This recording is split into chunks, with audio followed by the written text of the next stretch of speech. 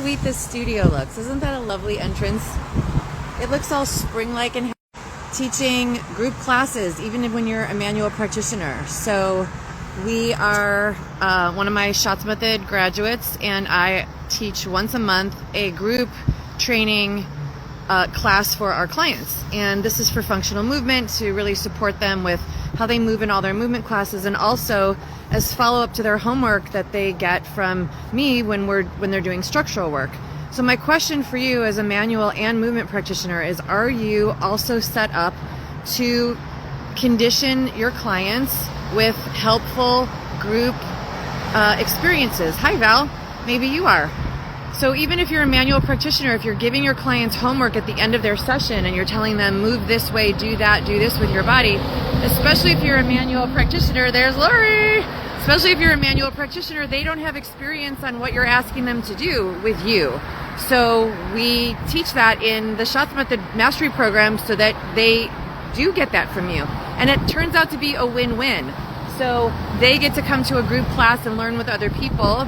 Community learning always fosters growth. It's less money for them to come to a group class than a one-on-one with you. So they save money. You make more money by teaching to a group. And they also get what they need, and you get them to do their homework. It's literally a win-win to do it this way. And if you're a movement practitioner and you're already doing group classes, then you know the value of this.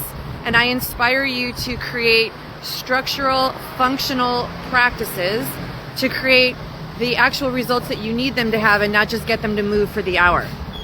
And this matters to me because just yesterday, I had a client day, a patient day. I showed you guys inside the studio, and I'm standing outside right now where it's really loud because they just wrapped up a class. So sorry about the noise. If I could turn the camera, look at this. Right, because that's convenient during a live, but that's what it is. Anyway, one of my patients yesterday came to me for a one-on-one because she had been working with her physical therapist in their physical therapy office in a group, training type of situation. So they're doing supervised movement, by the way. And I know that happens. You know that happens. I told you guys about that a week ago, where I had a patient who was also doing that, supervised with a physical therapist, and they couldn't get results for her. Well, interestingly enough, this patient yesterday was showing me the exercises that their PT was doing in the group, and it didn't apply to what this particular patient needed for her body, which is why she was still in pain, and then compensating for the pain that she was in that wasn't corrected, doing the movement class just to, quote, get through the movement class, and then had more pain and then came to me. So, my friends, I inspire you to create a group environment where you actually are doing simplistic, targeted, structural, corrective type movement. And I don't care what you call it. I mean, one of the things the patient and I said was, everybody's calling it functional this and functional that now.